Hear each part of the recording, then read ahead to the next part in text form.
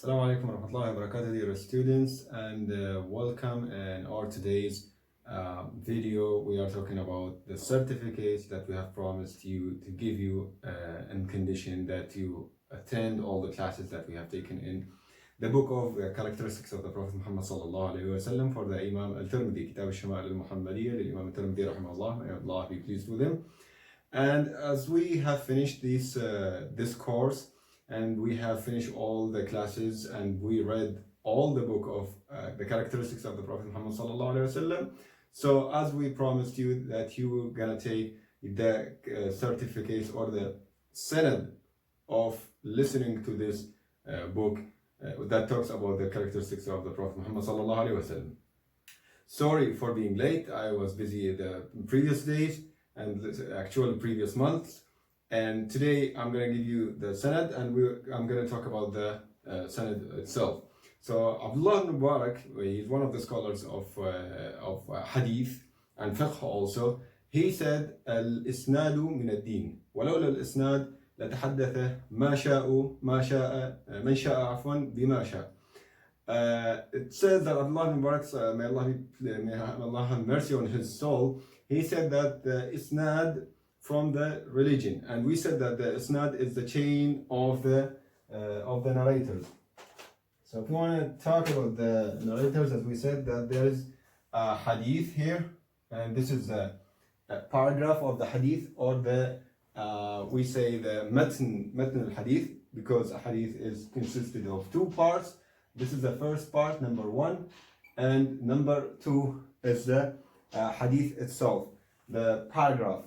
Okay, or the explanation of the information that the Prophet Muhammad sallallahu alaihi wasallam wanted his ummah to listen to and to follow. In this sanad, the sanad, which is the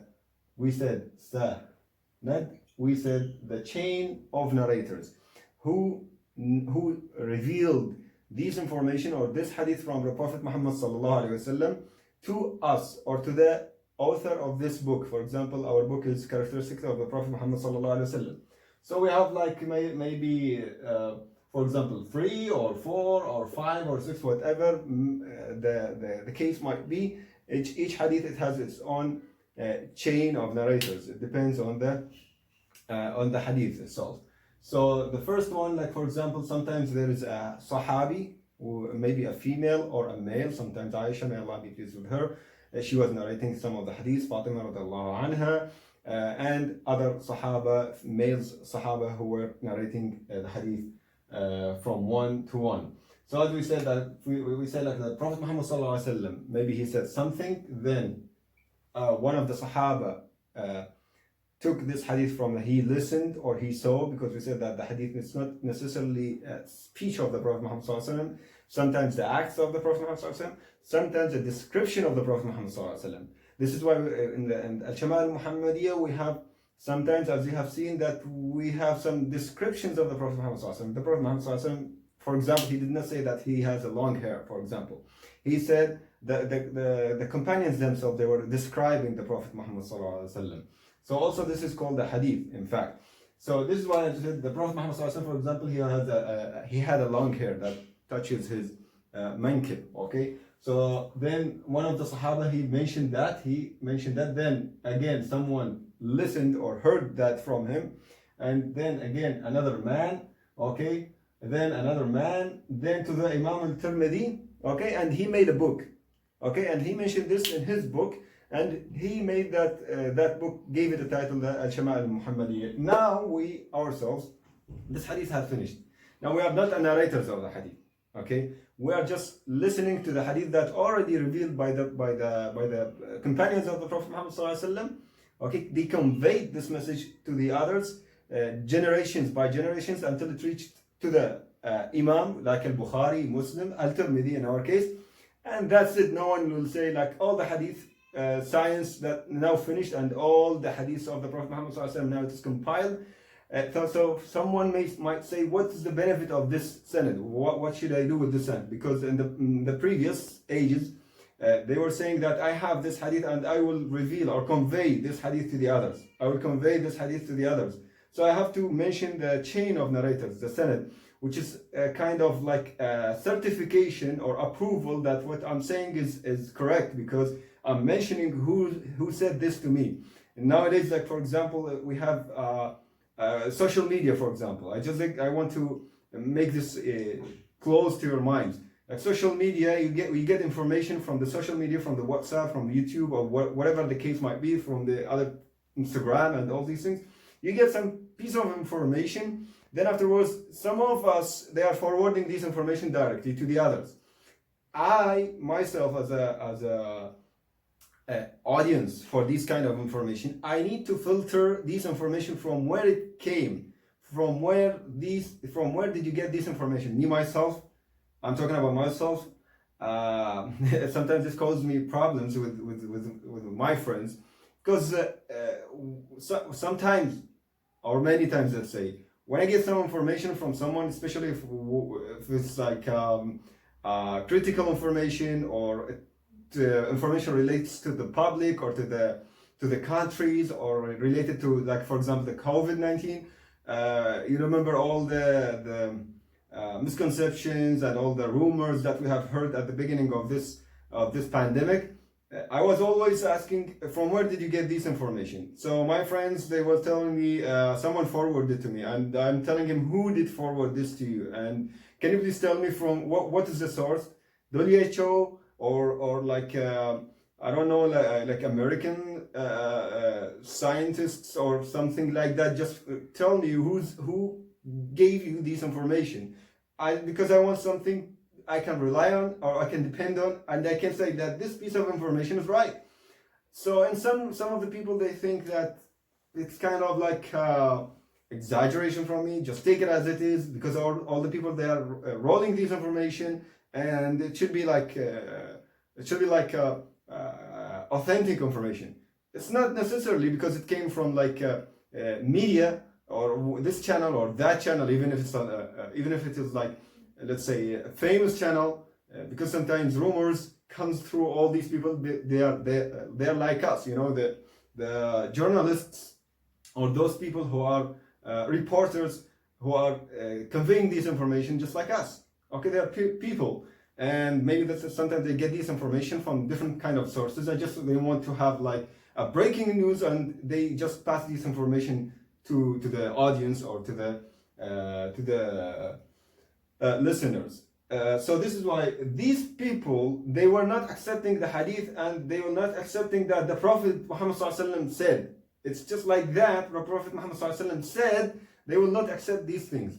They have to ask, who did tell you that the Prophet Muhammad ﷺ said this? However, you know, we might say like, if I'm saying like something that the WHO said about the COVID-19, for example, maybe you will say, well, maybe he's lying to WHO. They didn't say that. So what's the problem if he lies? And he said that this kind of organization said that. But in the case of the Prophet Muhammad sallallahu alaihi wasallam,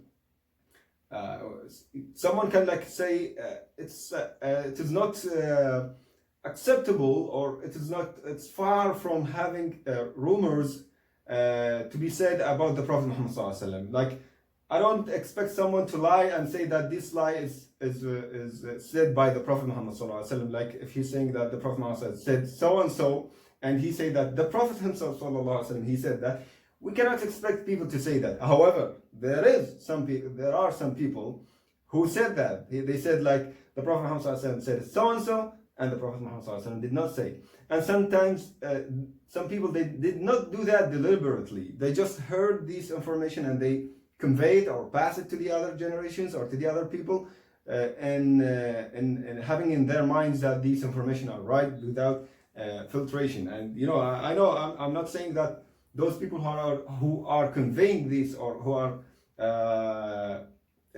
forwarding these messages through media, they are liars themselves. But sometimes they are not looking for the authentication or the sources of the information that they take. Okay, this didn't happen in our religion. This didn't happen in the science of the hadith of the Prophet Muhammad sallallahu alaihi wasallam, which we call it ilm al-hadith. And this is why they have made a science which is called mustalah al-hadith, the terminology of the hadith, in order to put the rules and regulations of how to receive the information regarding the Prophet Muhammad ﷺ and how they convey it, okay, or pass it or forward it to the other people. Therefore, in the light of that, I want to say that in a summary, we have a sanad, and this sanad we have it now from the hadith of Al-Imam Tirmidhi, from his book Characteristic of the Prophet Muhammad ﷺ. Now we are not going to just authenticate these hadiths because it's already authenticated, okay? And the hadith, whether the hadith is wrong or right, ضعيف, hasan, sahih, as we mentioned in our classes, weak or authentic, or acceptable. Now it's just like we can say it's now it's stable and everything is done, and all the scholars, they have spent years and years and decades to prove this, the authentication of the hadith. Now the sanad for us that we are taking right now, the sanad for us is just kind of like its honor for us. It is a link between you and the Prophet Muhammad sallallahu alaihi wasallam, that the Prophet Muhammad said something to someone, to Imam Tirmidhi, then to some of the sheikhs, scholars to me, then afterwards I'm transferring this information to you. And also one day if you want to explain some of these hadiths, and one day if you want to read this book to some of your friends or people or students, you have a certificate, or you have read this book